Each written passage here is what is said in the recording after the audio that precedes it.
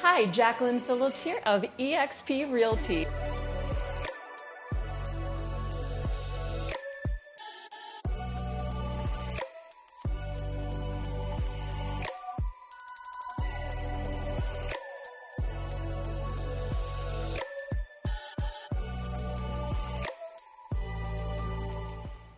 So you want to buy a house and you've heard the market's heating up again, multiple offer situations everywhere, and you just don't know how to be competitive. Well, friend, you've come to the right place.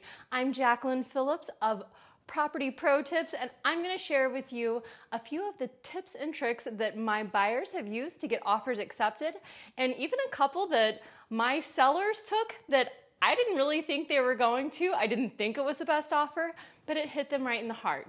So number one, most sellers, when asked what's most important, will always say price. They want to get the most money that they possibly can for their house, but they don't just want to take the highest offer if it's not realistically going to close. So number one for most important would be price.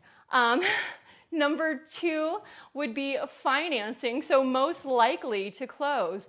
Usually we see cash is the most likely to close. They don't have any type of obstacles to jump through to be able to be approved. They don't have to have an appraisal for the value to be determined. It's pretty straightforward. If the inspection's good, they move forward. Number two for financing would be usually most people I would think would say conventional financing.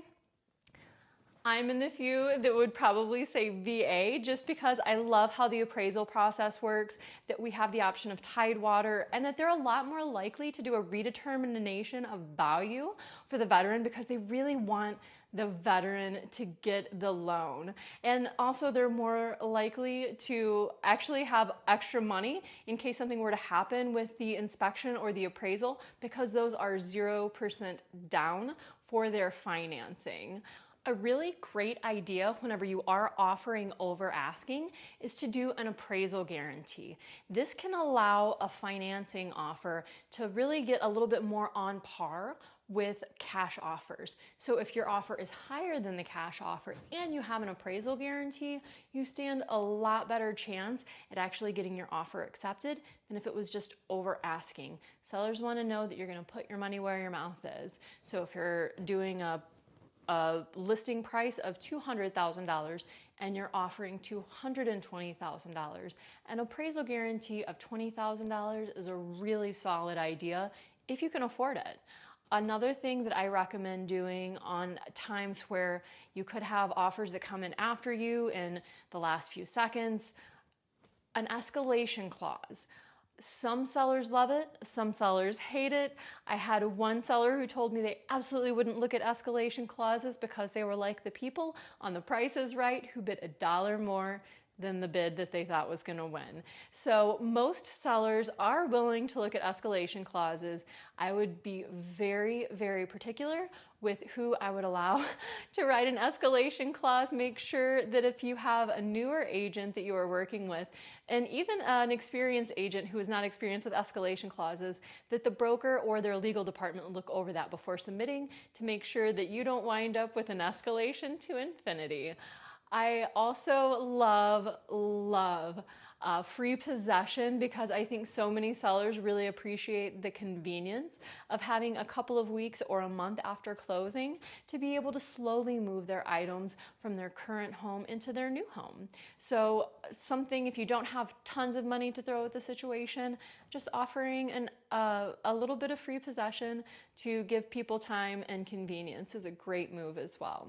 So a few of the really fun ideas that I've seen, a couple was getting divorced and they noticed that the wife really liked shoes, so they offered an expensive Christian Louboutin, and the wife felt like that was a win for her in the offer.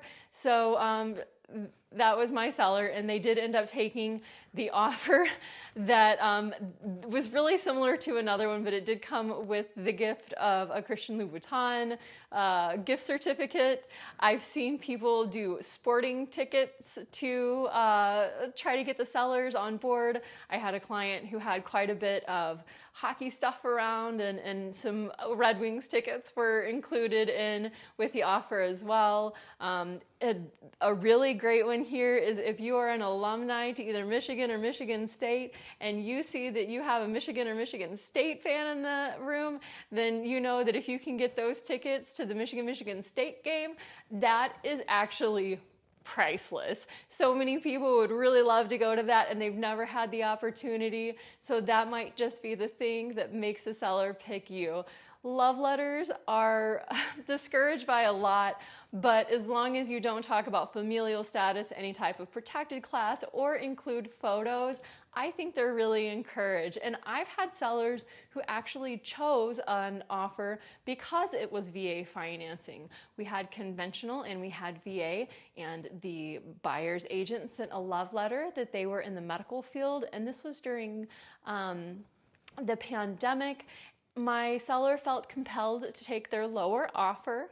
It was VA financing, and it was because of their service both to the military and to the healthcare industry for the people that were working through the pandemic. So you never know what it's going to be that makes the seller feel like your offer is the best offer. So use as many of these items as you possibly can when submitting your offer into a highest and best situation. The most important thing is to have a great realtor who understands the complex market and what it really is to navigate through these times where we do have so many offers and have to work hard to stand out and put our best foot forward. And if you want an agent like that, you feel free to reach out to me. I'm always happy to help. 586-914-4617. I cover all over the Metro Detroit, almost to Flint and up to Port Huron. And I have friends all over the country that are always happy to help if you need any help buying or selling a home. Don't forget to like and subscribe, and keep watching for more videos from Property Pro Tips. See you later.